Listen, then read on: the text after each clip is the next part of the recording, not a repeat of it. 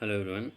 आज हम लोग सेफ्टी ऑफिसर के कंडीशंस ऑफ सर्विस के बारे में बात करेंगे कि जैसे कोई भी सेफ्टी ऑफिसर किसी भी फैक्ट्री में अपॉइंट होता है, ठीक है, तो उसकी क्या क्या कंडीशंस रहती हैं, शर्त रहती हैं उसके जॉब करने की, ठीक है, सर्विस करने की। तो आज हम इसी बारे में बात करेंगे। तो आगे चलते हैं हम लोग, जो कि फैक्ट्री एक्ट में मेंशन है।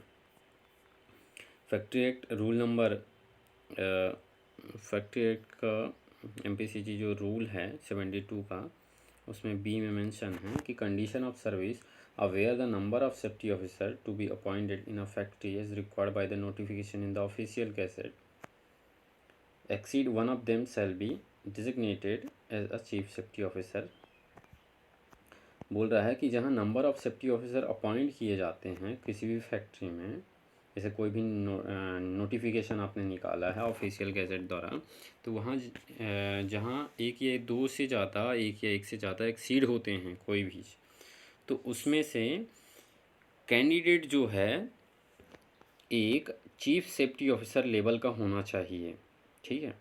मतलब कि उसका जो स्टेटस है, एंड लिखा है आगे, and shall have a status higher than of the other. जो उसका स्टेटस है, जो इट मीन्स जो सेफ्टी ऑफिसर अभी जो अपॉइंट किए गए हैं उसका जो स्टेटस है जो पहले से ही, तो उसका स्टेटस उनके कंपेयर में थोड़ा ऊपर का होना चाहिए, हायर लेवल पे होना चाहिए, ठीक है। The chief safety officer shall be in overall charge of the safety function as envisaged in rule 72C। The other safety officer shall work under his control.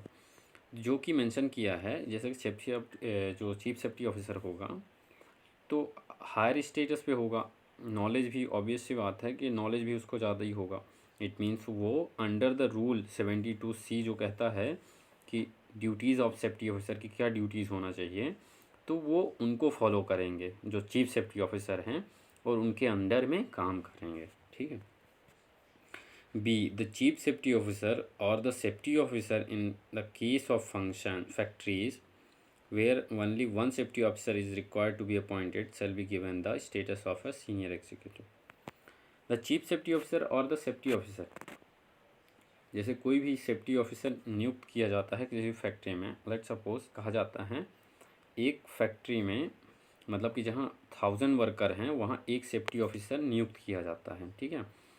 तो मान लो ऐसी कोई कंडीशन क्रिएट होती है जहाँ केवल एक ही सेफ्टी ऑफिसर नियुक्त की जाती है या रिक्वायरमेंट है, तो उसको अपन सीनियर एग्जीक्यूटिव का स्टेटस दिया जाएगा, ठीक है, अपॉइंट किया जाएगा। और डायरेक्टली ही shall work directly under the control of the chief executive of the factory, जो कि डायरेक्टली चीफ एग्जीक्यूटिव जो फैक्ट्री का चीफ एग्जीक्यूटिव है उसके अंडर में काम करेगा, ठीक है। All other safety officers shall be given appropriate status to enable them।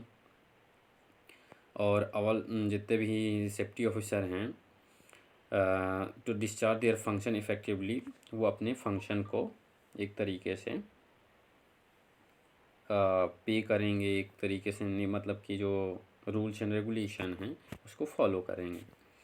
The scale of the pay and the allowances to be granted to the safety officer including the chief safety officer and the condition of their service shall be the same as those of the other officers of the corresponding status in the fact। कोई भी safety officer appoint होता है तो उसका जो पे scale है, allowance है, जो HRA होता है, पूरा पर्क होता है, तो वो जो अदर जो सेम पोजीशन पे है तो उसी लेवल का वो जितने भी अलाउंस हो रहा हैं, जितने भी स्केल है, पे स्केल है, जो भी है, तो वो उसके लेवल का होना चाहिए जो अदर ऑफिसर को दिया जा रहा है, ठीक है। इन केस ऑफ डिसमिसाल और discharge safety officer including the chief safety officer shall have a right to appeal to the state government whose decision thereon shall be final. जैसे कोई भी सेफ्टी ऑफिसर डिसमिसाल किया जाता है और discharge किया जाता है किसी भी फैक्ट्री से, ठीक है, तो मान लो बिना किसी वजह से उसको निकाल दिया जाता है, तो वो उसको एक राइट है कि वो अपील कर सकता है डायरेक्ट स्टेट गवर्नमेंट में, ठीक है, कि बिना वजह, कहते हैं ना, बिना बेवजह आप किसी भी सेफ्टी ऑफिसर को किसी भी फैक्ट्री से आप नहीं निकाल सकते। तो वो डायरेक्टली क्या कर सकता है, अपील कर सकता है, ये उसका पावर होती है। तो आज के लिए इतना ही पढ़ेंगे। Thank you everyone.